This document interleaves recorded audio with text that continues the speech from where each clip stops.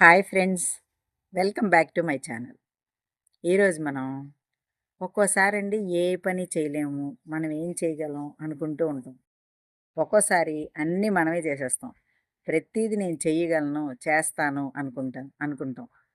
మన ఆలోచనలే మనకి అలా అనిపిస్తూ ఉంటాయండి. ఒక్కోసారి ఏమీ చేయలేని నిస్సహాయత, ఒక్కోసారి అన్నీ చేయగలిగే హుషారు. అన్నీ కూడా మన మనసే చేస్తుందండి. ఎందుకంటే, ఒక్కోసారి ఏమీ చేయలేము అనుకున్నప్పుడు మనం ఎలా ఉంటామంటే, ఎవరో ఒకళ్ళ మీద ఆధారపడతాం. మనం చేయలేని పనిని ఎదుటి వాళ్ళు చేస్తారు, వాళ్ళు చెప్తారు అనే విషయంలో, ఇలా చేయలేకపోతున్నాం ఏంటి అనగానే, వాళ్ళు మన మీద అజమాయిషీ చెలాయిస్తారు. మనకు ఆ విషయం తెలీదు. మనం ఎప్పుడైతే నిస్సహాయంగా ఉన్నామో, అప్పుడే వాళ్ళు మన మీద వీళ్ళు ఎలాగూ చేయలేరు కదా అనే ఉద్దేశంతో వాళ్ళు ప్రాధాన్యత వహిస్తారు. అప్పుడు మనం ఎంత చేసినా సరే ఉపయోగం ఉండదు. ప్రతీదీ చేస్తామండి. ప్రతి పని చేస్తాం, చేయగలుగుతాం. కానీ ఎదుటి వాళ్ళ మీద ఎప్పుడైతే ఆధారపడ్డామో, అంటే ఒక మాట కోసం గానీ, ఒక సహాయం కోసం గానీ, అప్పుడే మనం ఒంటరి వాళ్ళం అయిపోతాం. ఎందుకు పనికిరాని వాళ్ళం అయిపోతాం. ఇదే ముఖ్యమైన టాపిక్ అండి ఈరోజు. ఎందుకంటే ఒక్కోసారి మనం చాలా చాలా చేయగలమండి, చేస్తాం. పొద్దున్న లేచిన దగ్గర నుంచి మన ఆడవాళ్ళం ఎంత పని చేస్తాం చెప్పండి? చాలా పని చేస్తాం. కానీ విసుగు, విరామం ఉండదు. పొద్దుట లేచిన దగ్గర నుంచి రాత్రి పడుకునే వరకు పనులు చేస్తూనే ఉంటాం. కానీ మధ్యలో ఒక్కోసారి మనకి డిప్రెసివ్‌గా అనిపిస్తుందనమాట. అబ్బా! చేయలేకపోతున్నాం ఇది, చేయలేకపోతున్నాం అనిపిస్తుంది. అలాంటప్పుడు మనం ఏదో రకంగా మనమే మోటివేట్ చేసుకొని మనం చెయ్యాలి. అలాగే కొన్ని కొన్ని సందర్భాల్లో ఏదో ఒక సమస్యొస్తుందండి. మానసికంగానో, శారీరకంగానో సమస్యొస్తుంది. ఆ వచ్చినప్పుడు మనమేం చేయాలి? శారీరకంగా వస్తే ఏ మెడిసిన్ తీసుకోవాలి? ఏ డాక్టర్ దగ్గరికెళ్ళాలనేది మనమే ఆలోచించుకోవాలి. అంతేగాని ఎదుటి వాళ్ళని అడగకూడదండి. అడిగితే వాళ్ళేం చేస్తారంటే, మొత్తం మనం వాళ్ళ మీద ఆధారపడిపోయినట్టు, మొత్తం వాళ్ళే చేసినట్టు ఎట్లా ఉంటుందంటే, ఇప్పుడు బాలేదు అని చెప్పామనుకోండి, వాళ్ళే వచ్చి హాస్పిటల్‌కి తీసుకెళ్ళిపోతారు. నేనొస్తున్నాను, నేను తీసుకెళ్తానని చెప్పి. సహాయం చేస్తున్నారు, నేను కాదనను. కానీ ఆ సహాయాన్ని ఎలా చేస్తారంటే, వాళ్ళు లేకపోతే మనం బ్రతకలేము అనేటటువంటి సిచ్యువేషన్‌కి తీసుకొస్తారు.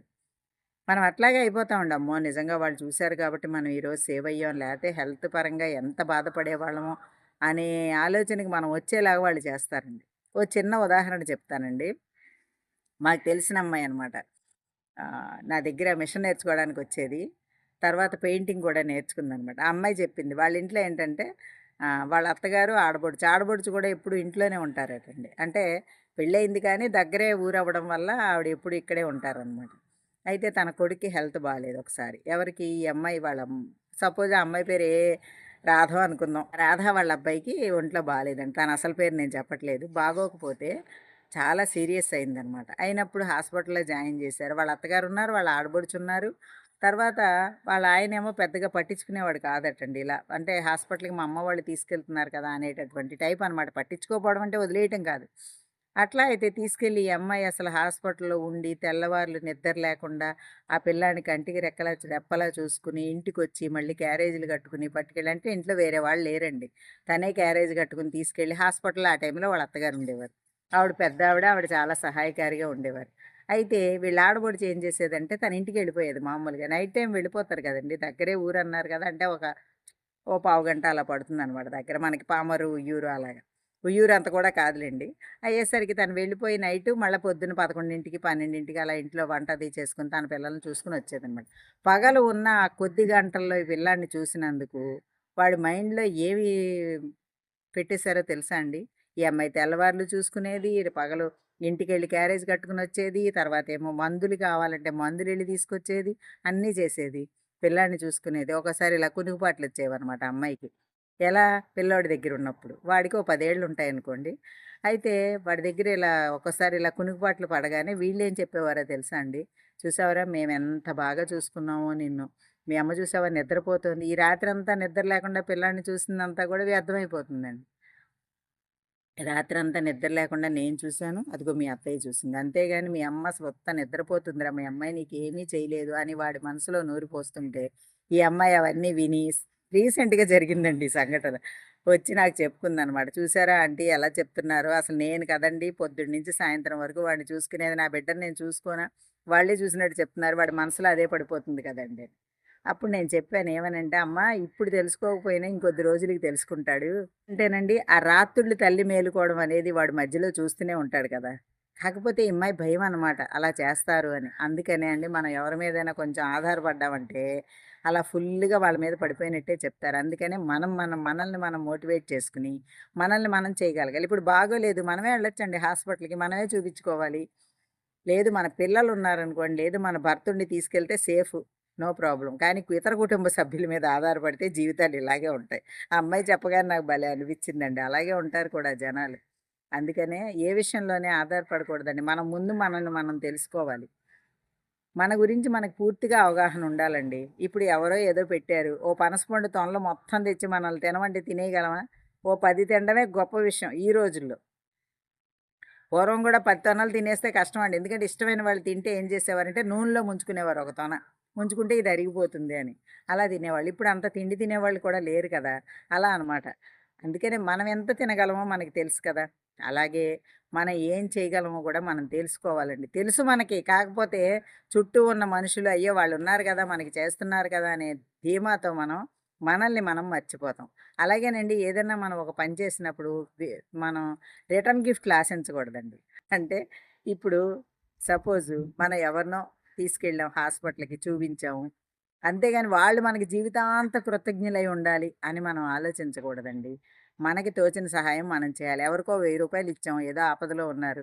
మళ్ళీ మనకు వాళ్ళు 2000 ఇవ్వాలని ఎప్పుడూ ఆశించకూడదు. అలా చేస్తే అండి మన జీవితం మనకి ఎప్పుడూ కూడా భగవంతుడు చూస్తాడు. ఎందుకంటే మనం ఒకళ్ళకి చేసిన సహాయాన్ని భగవంతుడు ఎప్పుడు మర్చిపోడండి. అలాగే మనం పాపం చేసినా సరే కర్మ మనని వెంటాడుతుంది. భగవంతుడు ఊరుకున్న కర్మ ఊరుకోదని ఈ మధ్య బాగా చెప్తున్నారు కదా! అలా అండి. అందుకనే ఎప్పుడు కూడా ఎదుటి వాళ్ళని హింస పెట్టడం, ఎదుటి వాళ్ళని బాధ పెట్టడం, వాళ్ళని ఏదో లేనిపోయినవి అనడం అలా చేయకూడదండి. మనం ఎలా ఉండాలి? మన క్యారెక్టర్ ఎలా ఉండాలి? అనేది మనం చూసుకోవాలి. మనం ఎవరికైనా సాయం చేయగలమా? చెయ్యాలి. చేయలేమా? ఊరుకోవాలండి. కొంతమంది ఏం చేస్తూ ఉంటారంటే ఏదో ఒకటి కొనిపెట్టడం, ఎదుటి వాళ్ళకి వాళ్ళకి నచ్చుతాయేమో ఇవి కొనేస్తే పోతుంది. వాళ్ళు మన మీద ప్రేమ చూపిస్తారనుకుంటారు. అదంతా ఉత్తమాటండి. ఆ కొన్నవి కాసేపే, కొన్నంత సేపే. మనం ఏదో ఒక చీర కొనిచ్చాం. అది కట్టుకున్నంత సేపు వీళ్ళు కొన్నారనుకోండి, తర్వాత రెండోసారి కట్టేటప్పటికి ఎవరు కొన్నారో కూడా మర్చిపోతారండి. అంత అలా ఉంటుందనమాట. అందుకని అలా కూడా మనం ఆశించకూడదు. ఎదుటి వాళ్ళకి మనకు పెట్టింది మనకి జీవితాంతం సాయంగా ఉంటుంది అని కూడా ఆశించకూడదండి. మనం చేసే పని మనం చేస్తూ పోవాలి. ఫలితం మాత్రం ఆశించకూడదు. అలాగే యూట్యూబ్ వీడియోలు కూడా అండి. ఇది కూడా చెప్తున్నా. వీడియోలు పెడుతూ వెళ్ళిపోవాలి. ఎప్పటికైనా ఫలితం వస్తే వస్తుంది. నాకు 5 సంవత్సరాలకు ఒకసారి ఫలితం వచ్చింది చూసారా? అలా అనమాట. అందుకనే మన డ్యూటీ మనం చేయాలండి. మన గురించి మనకు అవగాహన ఉండాలి. ప్రతి దానికి ఎదుటి వాళ్ళ మీద ఆధారపడ్డామనుకోండి, మాటకో, సహాయానికో, ఇక వాళ్ళు మన జీవితం మీద పెత్తనం చేసేస్తారు. పేనుగు పెత్తనం ఇచ్చినట్టు అయిపోతుంది మన జీవితం. ఇక ప్రతీదీ వాళ్ళకి ఒబీడియంట్‌గా మనం ఉండాలని వాళ్ళు ఆశిస్తారు. మనం కూడా అలా అయిపోతాం కొన్నాళ్ళకి. అందుకనే మనమేంటో మనం తెలుసుకోవాలండి. మనం ఎంత తినగలమో మనకు తెలుసు. మనం ఎంతవరకు నడవగలమో మనకు తెలుసు. మనం ఎంతవరకు పరిగెత్తగలమో మనకు తెలుసు. అవన్నీ తెలుసు కాబట్టి మనం చేయగలిగిందే మనం చేయాలండి. ప్రతిదానికి ఎదుటి వాళ్ళ మీద ఆధారపడడం, మన సెల్ఫ్ కాన్ఫిడెన్స్‌ని పోగొట్టుకోవడం చేసుకోకూడదండి.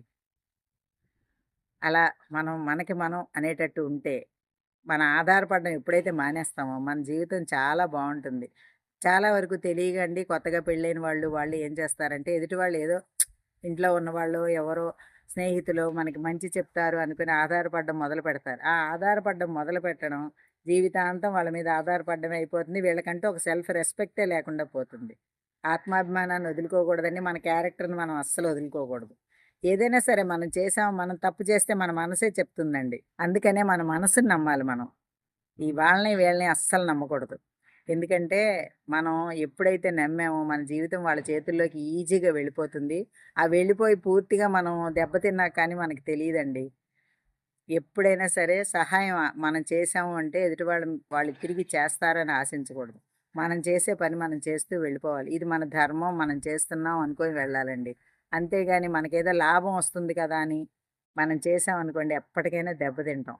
అందుకనే ఎప్పుడు కూడా మన కాన్ఫిడెన్సు, మన అలవాట్లు, మన క్యారెక్టరు మనం మార్చుకోకూడదండి. ఎవరి వల్లో, ఎవరి కోసమో మార్చుకోకూడదు. ఎంత డిప్రెషన్‌లోకి వెళ్ళే సమయం వచ్చినా మనం మోటివేట్ చేసుకొని మనకు మనం మారాలి. మారితేనే మన జీవితం ప్రశాంతంగా సాగుతుంది. ఏమంటారు? ఇంతవరకు నేను చెప్పింది ఓపికగా విన్నారు కదా! మీకు నచ్చిందా? నచ్చితే like, share and subscribe my channel. తప్పేదైనా ఉంటే మాత్రం తప్పకుండా తెలియచేయండి. నేను సరిదిద్దుకుంటాను. ఇంతవరకు ఓపికగా నా వీడియో చూసినందుకు థ్యాంక్ యూ.